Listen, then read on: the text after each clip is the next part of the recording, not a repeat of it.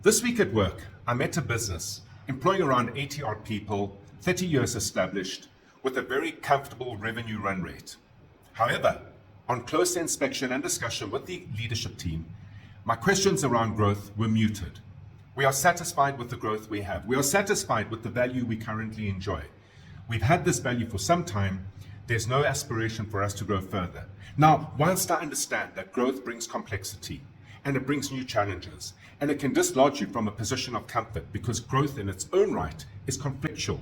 You've got to convince more customers to come on board. You've got to convince your customers to spend more with you. You've got to convince your team to go out there and make it all happen. It is not acceptable, should you wish to maintain the value you have.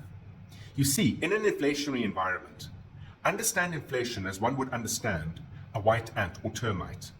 There, if you look at these termites, what they've gone and done is entered into a wooden floorboard, and they are eating and living through the middle of the floorboard. In fact, if you look above the floorboard, on the surface of the floorboard, you see very little activity or signs of termites.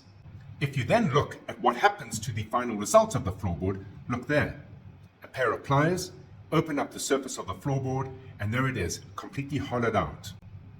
The white ant analogy landed beautifully with this leadership team. I encourage you to share it with all your suppliers and all your customers. For if they're not growing, they will hamper and harm your growth in either side of the equation.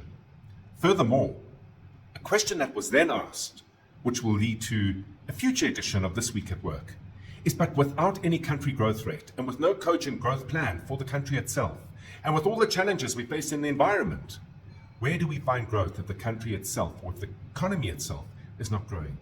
So here's something that's well known and understood by growth-minded business owners.